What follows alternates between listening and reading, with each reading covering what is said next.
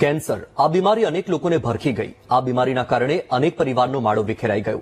ન માત્ર ભારત પરંતુ વિશ્વના અનેક શક્તિશાળી દેશ આ બીમારી સામે ઘૂંટણીએ પડી ગયા. પહેલા તો કેન્સરનું નિદાન થતાં જ દર્દી અને પરિવારનું અડધું મનોબળ ભાંગી પડે છે.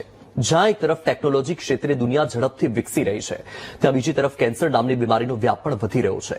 WHOના કહેવા પ્રમાણે વિશ્વમાં આશરે 2.5 અબજ લોકો કેન્સરના રોગથી પીડાઈ રહ્યા છે. તેમાંથી દર વર્ષે લગભગ 96 લાખ લોકોના મોત થાય છે. અને એમાં ભારત દેશ પણ કેન્સરના મામલે ટાઈમ બોમ્બ પર ઉભો છે. એમ કહીએ તો જરાય અતિશયોક્તિ નથી. કેન્દ્રીય આરોગ્ય મંત્રાલયના કહેવા પ્રમાણે માત્ર એકલા ઉત્તર ભારતમાં જ દર વર્ષે 1 લાખથી વધુ લોકોના મોત કેન્સરના કારણે થાય છે. ગ્લોબલ કેન્સર ઓબ્ઝર્વેટરીના ડેટા અનુસાર ભારતમાં કેન્સરથી મૃત્યુની અંદાજિત સંખ્યા વર્ષ 2000માં 4,90,000થી વર્ષ 2022માં વધીને 9,70,000 પર પહોંચી ગઈ હતી. રિસર્ચ મુજબ ભારતમાં કેન્સરની સારવાર પછી અથવા સારવાર દરમિયાન 5માંથી 3 લોકોનું મૃત્યુ થાય છે. માત્ર છેલ્લા 5 વર્ષની જ વાત કરીએ તો વર્ષ 2021માં 14,26,447 દર્દીઓ, વર્ષ 2022માં 14,61,427 દર્દીઓ, વર્ષ 2023માં 14,96,972 દર્દીઓ અને વર્ષ 2024માં 15,32,950 કેન્સરના દર્દીઓ નોંધાયા. આ બીમારીમાં સપડાવાથી મોટા મોટા બોલિવૂડ સેલિબ્રિટી પણ નથી બચી શક્યા. એ પછી કિરણ ખેર હોય, મનીષા કોઈરાલા, સોનાલી બેન્દ્રે, તાહિરા કશ્યપ, લીઝારે, મહિમા ચૌધરી, છવી મિત્તલ કે હિના ખાન હોય. 250 પ્રકારના કેન્સર અને તેના અનેક પ્રકાર, અનેક તબક્કા. હાડકા અને સ્નાયુનો સાર્કોમા, મગજ અને નર્વ સિસ્ટમ, સ્તન, અંતઃસ્ત્રાવી પ્રણાલી, આંખ, જઠરાંતરીય, જીનોટોરિનરી અને સ્ત્રી રોગ, માથું અને ગરદન, ત્વચા, સોફ્ટ ટિશ્યુ સાર્કોમા, થોરાસિસ અને શ્વસન, HIV, એઇડ્સ સંબંધિત જેવા અનેક કેન્સરથી લોકો પીડાય છે. અનેક લોકોએ જીવ પણ ગુમાવ્યા. તેનાથી બચવા માટે જાગૃતિ કાર્યક્રમોના ભાગરૂપે 4 ફેબ્રુઆરીના દિવસે વર્લ્ડ કેન્સર ડેની ઉજવણી પણ કરવામાં આવે છે. છતાં પણ કેન્સર પીડિતોનો આંકડો ઘટી નથી રહ્યો, વધી રહ્યો છે. ડોક્ટરો માને છે કે ભારતમાં કેન્સરથી થતા મૃત્યુદર માટે ઘણા પરિબળો જવાબદાર છે, જેમાં મોડું નિદાન અને સમયસર યોગ્ય સારવાર મેળવવાના પડકારોનો સમાવેશ થાય. જ્યાં એક તરફ વિશ્વભરના દેશો આ બીમારી સામે ઘૂંટણીએ પડ્યા, ત્યારે રશિયાએ વિશ્વભરના દેશોમાં એક નવી આશા જગાવી છે. રશિયન વૈજ્ઞાનિકોએ પ્રાણઘાતક કેન્સરને ખતમ કરતી રસી શોધી છે. આ રસીનો ક્લિનિકલ ટ્રાયલ સફળ રહ્યાનો પણ રશિયન વૈજ્ઞાનિકોએ દાવો કર્યો છે. રશિયાની ફેડરલ મેડિકલ એન્ડ બાયોલોજીકલ એજન્સીએ રશિયન એન્ટરમિક્સ કેન્સર રસી હવે ઉપયોગ માટે તૈયાર હોવાની માહિતી આપી છે.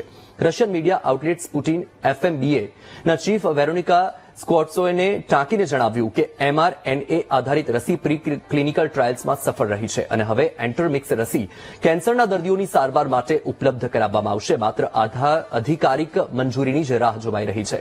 મહત્વનું છે કે અત્યાર સુધી વિશ્વના કોઈ પણ દેશ પાસે કેન્સરનો 100% કારગર ઇલાજ નથી. ત્યારે રશિયન વૈજ્ઞાનિકોનો આ દાવો કેટલો સફળ થશે અને આ જે દાવો કરવામાં આવ્યો છે તેનાથી શું વિશ્વમાં નવી ક્રાંતિ આવશે, તેના પર કરીશું આજનું મહામંથન.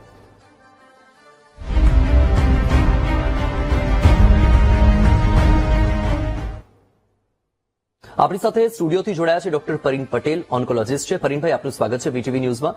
પરીનભાઈ, તમે પણ જોયું હશે કે જે રીતે રશિયાના વૈજ્ઞાનિકોએ દાવો કર્યો છે કેન્સરની રસીના પરીક્ષણને લઈને, સૌથી પહેલો તો એ સવાલ કે શું લાગે છે તમને કે એ જે વેક્સિન છે એ લોકો સુધી પહોંચશે ત્યારે સફળ નીવડશે? વત્સલભાઈ, તમારી વાત સાચી છે. એ જે રશિયન વેક્સિન જે કહેવામાં આવે છે એક ટાઈપની ટાર્ગેટ વેક્સિનેશન ઓર ટાર્ગેટ ઇમ્યુનોથેરાપી જેવું જ રોલ ભજવે છે. એ છે ને દર્દીના કેન્સરના સેલ્સમાંથી એ લોકો એને કેન્સરના સેલ્સને એ લોકો ડિવાઈડ કરે છે, એમાંથી એન્ટીજન શોધે છે અને એ એન્ટીજનને વાયરસમાં નાખે છે અને એ વાયરસમાંથી મલ્ટિપલ એન્ટીજન્સ mRNA એન્ટીજન્સ બનાવે છે અને એ એન્ટીજનને પછી લોકો પાછા પેશન્ટના બોડીમાં એન્ટ્રી કરે છે. એટલે એક ટાઈપની એ ઇમ્યુનિટી પ્રોડ્યુસ કરે છે અને એને કેન્સરના સેલ સામે લડવામાં મદદ કરે છે. અચ્છા, પરીનભાઈ, સામાન્ય રીતે એવું હોય છે કે આપણે ચિકન પોક્સ કે TB કે એ પ્રકારની વેક્સિનો જોઈ છે કે એ વેક્સિન એટલા માટે મૂકવામાં આવે છે કે એ વેક્સિન લીધા પછી એ બીમારી થાય નહીં. તો શું લાગે છે તમને કે આ વેક્સિન કેવી રીતે કામ કરશે? લોકોના મનમાં એ પણ કન્ફ્યુઝન છે કે કેન્સર થયા પછી આ વેક્સિન કામ કરે છે કે કેન્સર ન થાય એટલા માટે આ વેક્સિન લેવાની હોય? વિશ્વમાં there are two type of the vaccination. પેલા જે કેન્સર થતું અટકાવે એવી હજી એક જ વેક્સિનેશન છે કે HPV વાયરસ માટે જે આપણે વેક્સિનેશન વાપરીએ છીએ, જે સર્વાઇકલ એટલે ગર્ભાશયના મુખના કેન્સર માટે વપરાય છે, એ કેન્સર થવા નથી દેતું. આ જે રશિયન વેક્સિન છે એ કેન્સર થયા પછી આપણે આપવામાં આવતી હોય છે. બિલકુલથી પરિણભાઈ, જે આ વેક્સિન રશિયા દ્વારા શોધ કરવામાં આવીનો દાવો કરવામાં આવી રહ્યો છે, એ વેક્સિન લોકો સુધી પહોંચવામાં કેટલો સમય લાગશે, એના માટેની આખી પ્રોસિજર શું હોય, અને બીજી વસ્તુ કે શું એ વેક્સિન વિશ્વમાં એક નવી ક્રાંતિ સર્જી શકે, કારણ કે આ એક ખૂબ જ મોટી વાત કહેવાય, કારણ કે આ એક એવો રોગ છે કેન્સર કે જેની સામે જે શક્તિશાળી દેશો છે તે પણ હારી ગયા છે, કોઈ આજ સુધી તેના માટે કોઈ કારગર ઇલાજ નથી શોધી શક્યું. આ વેક્સિન ડેવલપ કરવામાં ઘણો જ વાર લાગતી હોય છે, કેમ કે પર્સનલાઇઝ વેક્સિનેશન જેવું કહેવામાં આવે છે. એટલે માર્કેટમાં હજી ફેઝ 1 ટ્રાયલ જ થયો છે, જેમાં 50 થી 60 દર્દી ઉપર જ ટ્રાયલ થયો છે. હજી ફેઝ 2, ફેઝ 3 ટ્રાયલ થશે, પછી એની FDA એપ્રુવલ મળશે અને પછી એ ધીરે ધીરે માર્કેટમાં આવશે. સો હજી એવું લાગે છે કે it will take 5 to 6 year કે જોવા માટે કે એની એફિકેસી એટલે એની ઇફેક્ટિવનેસ કેવી છે, એની સાઇડ ઇફેક્ટ કેવી છે અને લોંગ ટર્મ આપણને એનાથી શું બેનિફિટ થશે. અચ્છા, તો જે આ વેક્સિનની વાત થઈ રહી છે, તો તમને શું લાગે છે કે આ વેક્સિન માર્કેટમાં આવી જશે, હજુ 5 થી 6 વર્ષની વાત તમે કરી રહ્યા છો, તો શું એ વેક્સિન લીધા પછી એમાં સફળ પરિણામ કેટલા મળશે? એ જયારે ફેઝ 3 ટ્રાયલ થશે, જે લોંગ ટર્મ ટ્રાયલ હોય, કારણ કે હમણાં જે વાત કરવામાં આવી છે કે ટ્રાયલમાં એમણે એ વસ્તુ નોંધ્યું છે કે જે કેન્સરના સેલ છે એ 60 થી 80% સુધીના ઘટી રહ્યા છે પરીક્ષણમાં. રાઈટ. તો જ્યારે એ દર્દી સુધી પહોંચશે ત્યારે એટલું સફળ નીવડશે? એટલે આ છે ને ફેઝ 1 ટ્રાયલ છે, જેમાં મેઇન આપણે સેફટી જોવાની હોય, વેક્સિનેશનની સેફટી કેટલી હોય છે ફેઝ 1 ટ્રાયલમાં. અને આ છે it is a very short term trial. So લાંબા ગાળે કેન્સરને કેટલા સમય સુધી અટકાવી શકે છે અથવા નાબૂદ કરી શકે છે, એ over the period 5 years 10 years પછી જ આપણને ખબર પડશે. અચ્છા, હવે આ જે વેક્સિનની વાત થઈ રહી છે એ કયા કયા કેન્સરમાં કામ કરી શકે? This is a personalise vaccination. આ બધા જ કેન્સર સામે આપણે યુઝ કરી શકીએ છીએ. એમાં એવું હોય છે કે જે કેન્સરના સેલ્સ હોય છે એ સેલ્સને બહાર કાઢીને એનું નેક્સ્ટ જનરેશન સિક્વન્સિંગ કરવામાં આવે છે. એટલે કોઈ બી કેન્સર હોય તેમાંથી સેલ્સ કાઢીને એને નેક્સ્ટ જનરેશન સિક્વન્સિંગ કરવામાં આવે છે અને એની સામે પર્સનલાઇઝ એક ટાઈપનું mRNA વેક્સિનેશન બનાવવામાં આવે છે, જે કોવિડ જેવું જ હોય છે.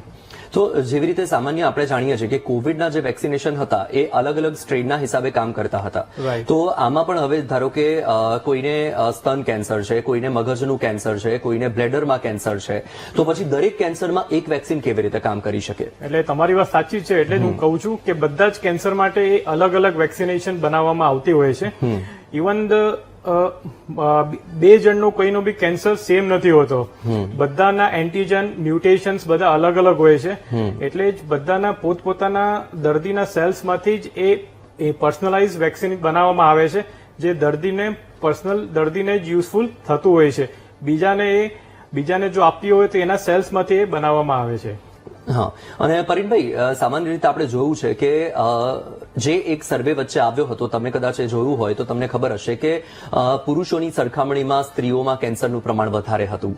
બીજી એક વસ્તુ એ પણ છે કે હવે તો નાના બાળકો પણ કેન્સરનો ભોગ બની રહ્યા છે. તો આ જે અલગ અલગ વય જૂથના લોકો છે, તો એ અલગ અલગ વય જૂથ પ્રમાણે આ વેક્સિનેશન કેવી રીતે ઉપયોગમાં લેવાશે?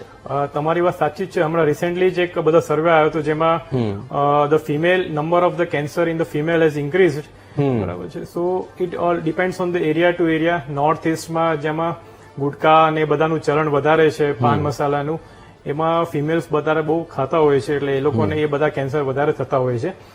બધી જ વય માટે આ વેક્સિનેશન યુઝફુલ છે, provided it will any guidelines બનતા, એની યુઝફુલનેસ થતા અને એ માર્કેટમાં આવતા હજી ઘણી વાર લાગશે, because it required the streamline processing.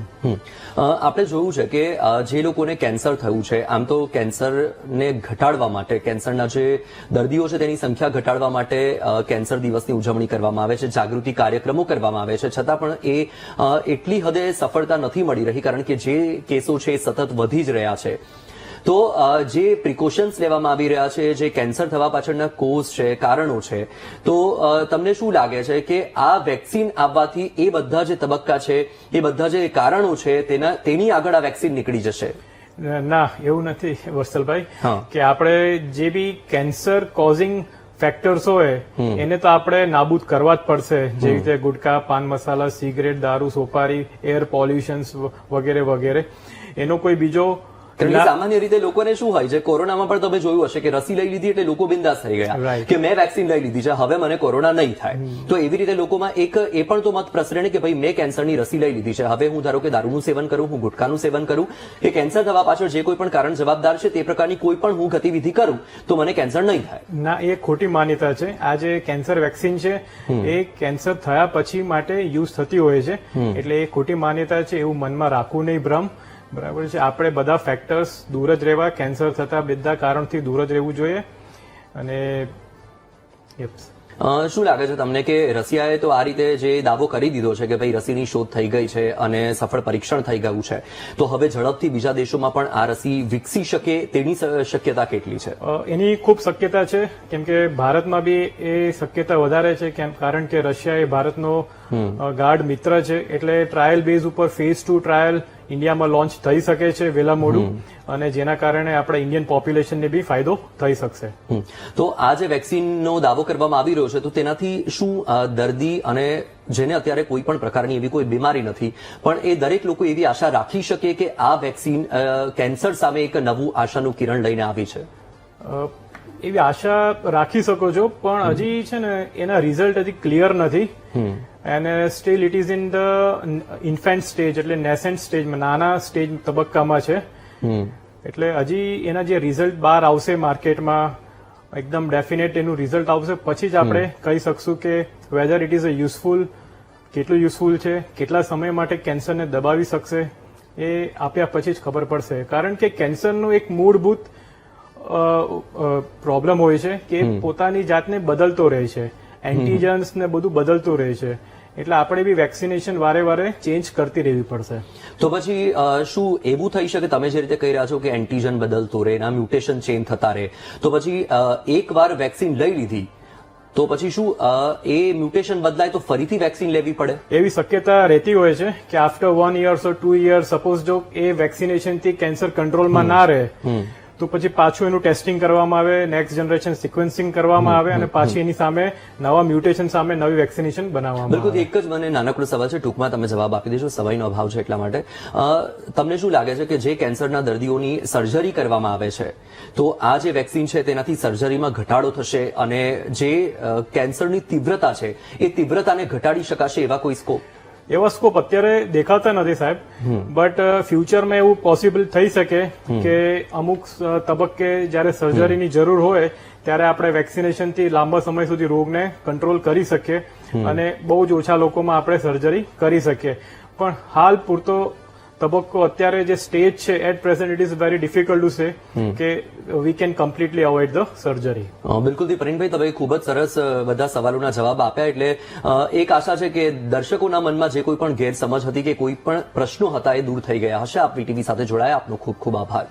તો દર્શક મિત્રો, જે રીતે આ રશિયાના વૈજ્ઞાનિકો દ્વારા દાવો કરવામાં આવી રહ્યો છે કે કેન્સરની રસીનું સફળ પરીક્ષણ થઈ ચૂક્યું છે અને હવે અધિકારિક મંજૂરી મળી જાય એટલે દર્દીઓ સુધી, જનતા સુધી આ વેક્સિન પહોંચશે. અને આ જે દાવો કરવામાં આવ્યો છે ત્યારબાદથી વિશ્વભરના લોકોમાં એક આશાનું નવું કિરણ આવ્યું છે કે આ રસી માર્કેટમાં આવશે, તેની સાથે જે કેન્સરના દર્દીઓની સંખ્યામાં વધારો થઈ રહ્યો છે તેમાં ઘટાડો કરી શકાશે અને કેન્સરને નાથી શકાશે તે પ્રકારની પણ એક આશા છે.